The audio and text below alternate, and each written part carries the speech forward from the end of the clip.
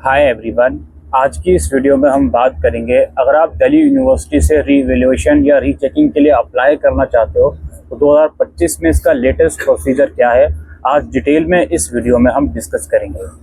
सबसे पहले एक बात डिस्कस कर लूँ मैं, यूजी प्रोग्राम में ability enhancement course, skill enhancement course और वैल्यू एडिशनल कोर्स, इन तीनों कैटेगरी के सब्जेक्ट का रीइवैल्यूएशन या रीचेकिंग अलाउड नहीं है। अगर आपका इसके अंदर कोई डिस्क्रिपेंसी है रिजल्ट में तो आप अपने रिस्पेक्टिव डिपार्टमेंट या कॉलेज से कांटेक्ट कीजिए। बाकी जो डिसिप्लिन के या जनरिक के सब्जेक्ट हैं उसमें अलाउड होता है रीइवैल्यूएशन या रीचेकिंग। तो आइए प्रोसेस समझते हैं। सबसे पहले आप लोगों को एक ऑफलाइन फॉर्म आता है रीइवैल्यूएशन या रीचेकिंग का, वो फिलअप करना है अपनी खुद की हैंडराइटिंग में।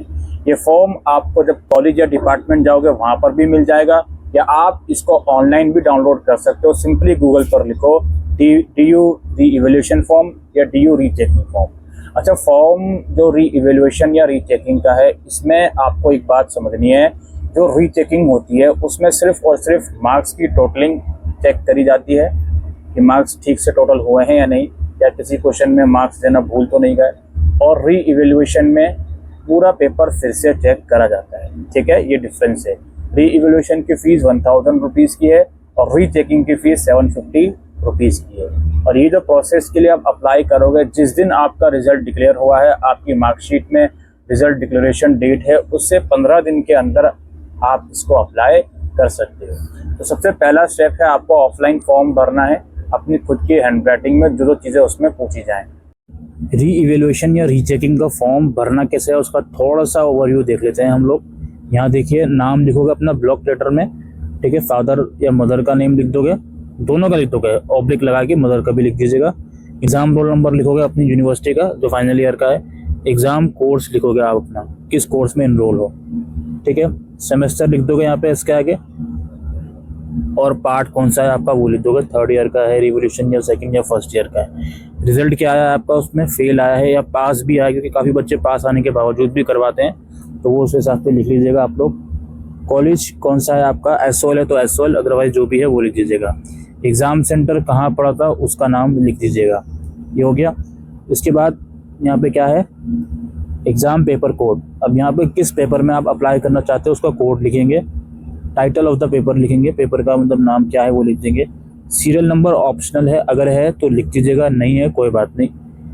वो एग्ज़ाम किस डेट पर होता है आपका वो लिख दीजिएगा। मैक्सिमम ऑब्टेन मार्क्स, मैक्सिमम में तो 10 लिखोगे आप अगर सेमेस्टर बेस के हो। ऑब्टेन में अगर कोई ग्रेड आया है पास हो तो वो लिख दोगे, अदरवाइज ऑब्टेन में 0 है तो 0 ही लिखोगे। State whether also applied separately for rechecking, अगर रीचेकिंग के लिए भी अप्लाई करा हुआ है तो वो लिख दोगे, येस या नो, अदरवाइज नो लिख दोगे। यहाँ पर राइट टिक कर दोगे इस बॉक्स में, बस सिंपल सा राइट टिक ऐसा कर दोगे, ठीक है। उसके बाद ये डिक्लेरेशन हो गया।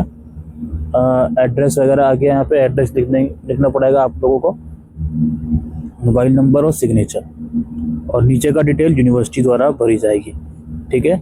ये उस फॉर्म को भरने के बाद आप लोगों को ऑनलाइन फीस भरनी है रीइवैल्यूएशन या रीचेकिंग। मैं डिस्क्रिप्शन बॉक्स में फीस पेमेंट का लिंक दे दूंगा, यहाँ पर आपको रेफरेंस के लिए स्क्रीन रिकॉर्डिंग भी लगा दूंगा।